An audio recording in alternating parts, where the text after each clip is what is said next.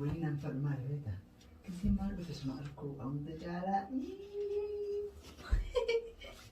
طيب أنا تقوم تجر ما لي بما تنتي قاعدة موجودة هي كمان والله والله لقى نقاتل نقوم لمناش Namni ati kabaja guddaa qabduuf iddoo guddaa isaaf kennitu jaalala ati isaaf qabdu namni kun nama guddaadha barumsa guddaa namaaf dabarsa jettee yeroo hedduu hordoftu kabaja isaaf qabdu akka nama biraatti osoo hin taane iddoo nama biraatiif hin qabne hunda kennitee fi kabaja guddaa isaaf qabdu dogongora guddaa dalagee badii guddaa balleessee yoo argite maal goota maaltu sitti dhaga'ama ashamaa harka fuune ilmaan Oromoo edila addunyaa kanarratti argamtan hundi keessan bakkuma jirtanitti nageenni koo kan kabajaa laga qaxxaamuree tulluu qaariyee isin haa dhaqqabuun isiniin jedha an mootii miidiyaadha warroonni mootii miidiyaadhaaf haaraa taatan subscribe gochuudhaan chaanala kanatti dabalamaa warroonni armaan dura chaanala kanaaf maatii taatan irra deebiidhaan baga nagaan dhuftan akkuma duraan barattan like share gochuudhaan nu jajjabeessaan isiniin jedha guyyaa hardaa wanta ajaa'ibaa wanta keessa kiyyatti dhagame isiniif qabadhee dhiyaadhee jira waa'ee Kifaayaa fi Jadiid isiniif qabadhee jira ijoollee kana akka gaariitti akka jaaladhu akka kabaju irra hedduun keessan ni beektu ammaan duras waa'ee jaraa iddoo garagaraatti miidiyaa garagaraa irratti haasayaati ture har'agaa dogongora guddaa hojjetanii hedduu na aarsanii jiran waa'ee isaanii irraa dubbachuuf hin dhufe hanga xumura sagantaa kiyyaatti na faana turaan affeerraa koo yeroo hundaati.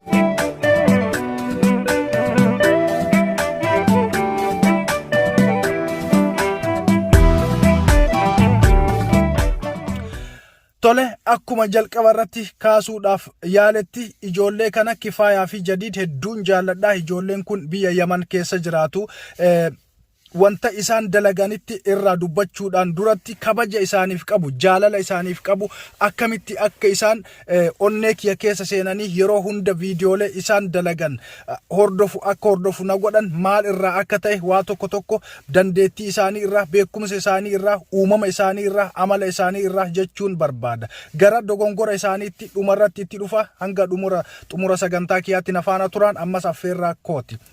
Egaa akkuma beektan ijoolleen kunniin biyya Yaman keessa jiraatu biyya Yaman kana keessatti yeroo jiraatan biyya san kabajanii naamusa godhatanii kabajaa ofii eeganii kabaja biyyattii sanii eeganiiti biyya san keessatti kabajamanii ulfaataniiti jiraataati jiru.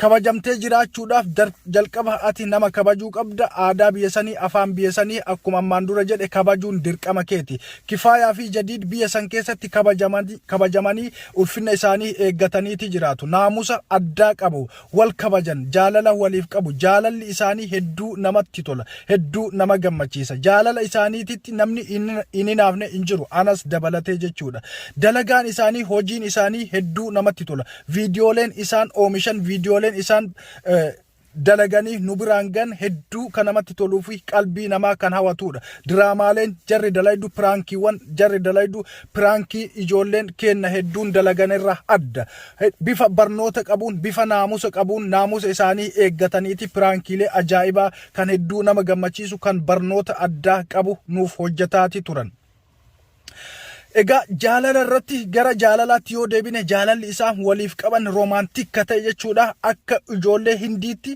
akka fiilmii hindiitti jaalala jarri waliif kennan ilaaltee hin quuftu hedduu nama gammachiisu hedduu nama hawwatu akkaataan isaan itti wal jaalatan akkaataan isaan itti wal kabajan wanta hedduu nama gammachiisuudha wanta hedduu onnee namaa keessa seenuudha irra hedduun kenna viidiyoolee isaanii kana yoo laalle jaalala haadha manaa kennaaf jaalallee kennaaf akka qabaannu irraa baranna jechaadha yeroo hedduu nuti ijoolleen Oromoo jaalala haadha manaa kennaaf jaalallee kennaaf ifa baafne hin kenninu dhoysaadhaan goona dukkana keessatti goona birdilibsii jalatti goona ifaa dhaamsanneeti goona ifaan ifatti jaalala haadha manaa kennaaf qabnu hin ibsannu kana gochuudhaaf viidiyoolee jara yoo ilaalle viidiyoolee Kifaayaa fi Jadiid dalagan yoo ilaalle waa hedduu irraa baranna. Ijoolleen Yaman jiran barumsa hedduu namatti tolu nama gammachiisu nuuf dabarsan. Mee kanaaf ragaan viidiyoo isaanii tokkoon jidduudhaan isiniif buusee deebi'a.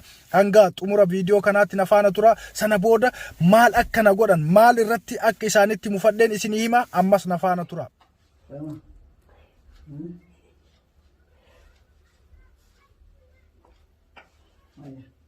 Mom.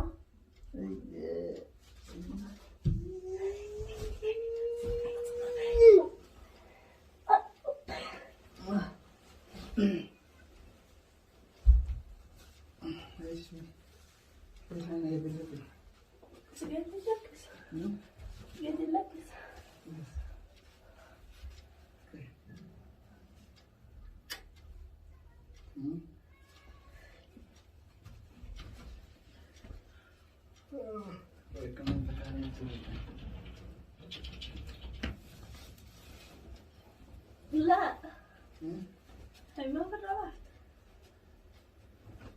جديد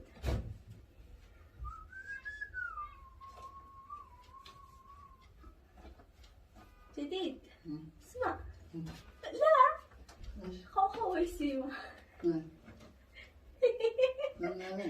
لحظة طيب في الرباط خا في الرباط بدي مسنجي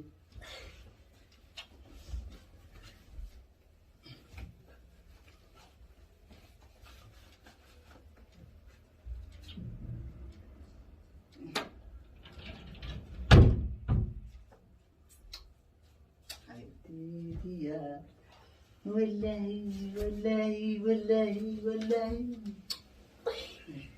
كوي كان جدد ها لا لا تنيا تنيا لا لا كوي خلاص تنيا وين نفر ما هذا كذي ما بتسمع لكم أم تجارة طيب طيب جديد الصورة جديد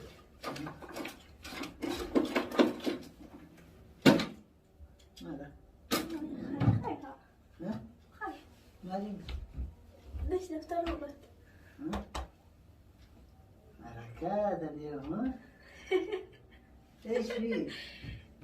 أنا في شيء مالك أنا تقمت شجر مالك لما تقدم على موجودة هي كلام والله ولا دوغا نقاتل ليه قمت لما نعرف قمتشو تقمت قمتشو طيب ما تقد قد سوجي ما Tole viidiyoo kanarraa akkuma argitanitti jaalalli isaanii maal fakkaata akkamitti wal jaalatu akkamitti wal kabaju akkamitti naamusaan waliin jiraatu wanta jedhu ni bartan ni argitan jedheen ilaala gara dogongora isaan hojjetaniittiin deebi'a dogongorri Kifaayaa fi Jadiid hojjetan dogongora ajaa'ibaati dogongora hedduu nama aarsuudha kanaafin anillee itti aare isinis tarii aaruu mala haa ta'u illee malee aartaniillee ijoollee kana akka jibbitan akka irraa fagaattan hin barbaadu sababni isaas ijoolleen kun naamusa qabu kabaja qabu wal kabajaniiti jiraatu nama ormaas kabajaniiti jiraatu biyya keessa jiraatan sanittis kabajaniiti jiraatu